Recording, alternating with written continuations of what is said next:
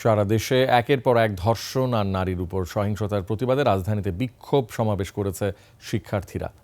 Eden Titumir college সহ বেসরকারি বিশ্ববিদ্যালয়ের ব্র্যাক ও ইউল্যাবের শিক্ষার্থীরা অবিলম্বে জড়িতদের বিচার দাবি করে। কোনো নাগরিকের নিরাপত্তা নিশ্চিত করতে না পারলে আইন ও স্বরাষ্ট্র উপদেষ্টার পদত্যাগের দাবিও জানায় তারা। সুমাইয়া খানের রিপোর্ট। প্রায় প্রতিদিনই দেশের সংবাদ মাধ্যমে উঠে আসছে এরকম ভয়াবহ সব খবর। হত্যা, চুরি, ডাকাতি, ছিনতাইয়ের পাশাপাশি একের পর এক ঘটছে ধর্ষণের ঘটনা। জানমালের পাশাপাশি সম্ভ্রম নিয়েও উদ্বিগ্ন দেশের সব শ্রেণী পেশার মানুষ। এই অবস্থার অবসানে প্রতিবাদে সোচ্চার শিক্ষার্থীরা।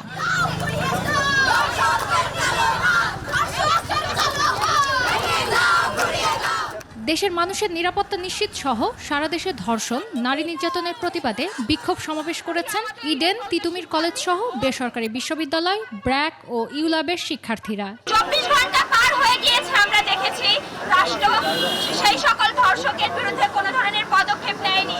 যদি কোনো সুষ্ঠু বিচার না পায় তাহলে তারা রাস্তায় আবারও দাঁড়াতে বাধ্য হবে। যে অধ্যক্ষ আমাদের এই মুভমেন্ট, এই সমাবেশকে যে এক নজর দেখতে আসলেন না এবং তিনি কিনা উল্টে অভিযোগ করলেন যে আমরা কেন তার সাথে কথা বলে এই প্রোগ্রামটা আয়োজন করিনি। বিক্ষুব্ধ শিক্ষার্থীরা বিভিন্ন প্রতিবাদী প্লেকার্ড নিয়ে প্রতিবাদ জানায়। শিক্ষার্থীদের অভিযোগ, প্রশাসনের জনগণ নিরাপত্তা দিতে ব্যর্থ।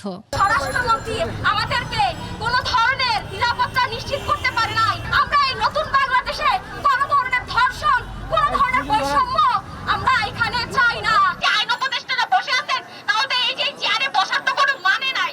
কেন বসে থাকবেন এখানে? আপনারা তো আমাদের নিরাপত্তা দেওয়ার জন্যই বসে আছেন। এ বিষয়ে প্রতিবাদ জানাতে চাওয়ায় ইডেন কলেজের শিক্ষার্থী সহ সাংবাদিকদের কাজে বাধা দেয়া হয়। কোটি মানুষের আস্থার ভালোবাসায় 11 বারের মতো দেশের 1 নম্বর রেফ্রিজারেটর ব্র্যান্ড ওয়ালটন। পরে এ বিষয়ে প্রশ্ন করা হয় অধ্যক্ষকে। সাংবাদিকরা যখন বলেছে যে আমরা ঢুকতে চাচ্ছি, কিন্তু বলেনি কি প্রোগ্রাম নয়, আমাকে বলেছে যে আপনাদের এখানে প্রোগ্রাম আছে। নিজের ক্যাম্পাস থেকে যদি কোনো ধরনের সহযোগিতা সমর্থন না পায়, পরবর্তীতে তারা এই ধরনের মুভমেন্টগুলো করতে পারবে না। অবশ্যই তোমরা যত এই ধরনের প্রোগ্রাম করলে অবশ্যই আমার 100% সহযোগিতা পাবে। সহযোগিতা না পাওয়ার কোনো প্রশ্নই আসে না। নারীদের নিরাপত্তা কোথায় এমন প্রশ্ন রেখে জনগণের সার্বিকভাবে নিরাপত্তা দিতে না পারলে আইন উপদেষ্টা ও স্বরাষ্ট্র উপদেষ্টাকে পদ থেকে সরে যাওয়ার আহ্বান জানান শিক্ষার্থীরা। ধর্ষকদের আইনের আওতায় এনে কঠোর শাস্তির দাবি তাদের। সুমাইয়া খান, 21 টেলিভিশন, ঢাকা।